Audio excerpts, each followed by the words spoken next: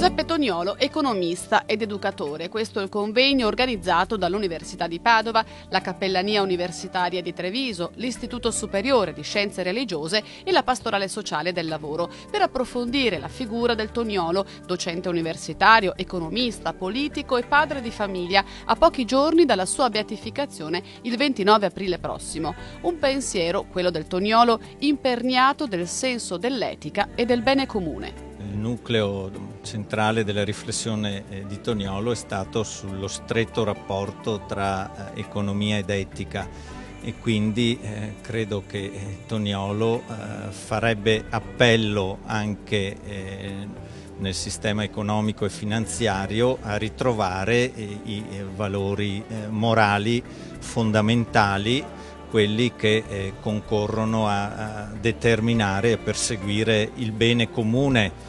Un bene comune non inteso astrattamente, ma contestualizzato e riferito agli uomini del nostro tempo.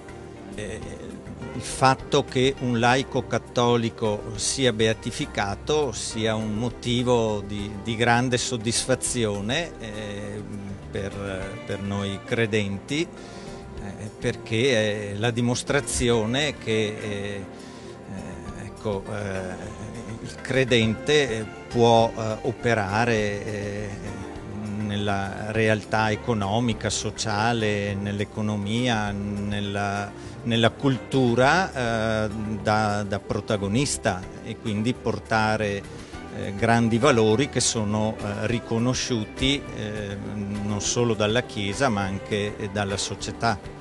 Esemplare anche nella vita familiare e nel suo percorso di spiritualità laicale.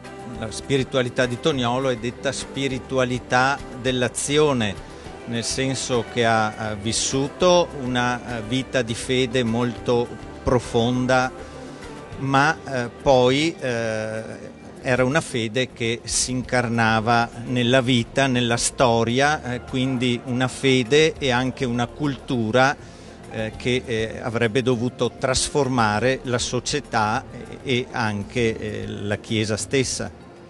La beatificazione di Giuseppe Toniolo avrà luogo a Roma, nella Basilica di San Paolo fuori le mura, domenica 29 aprile, e sarà presieduta dal cardinale Salvatore De Giorgi.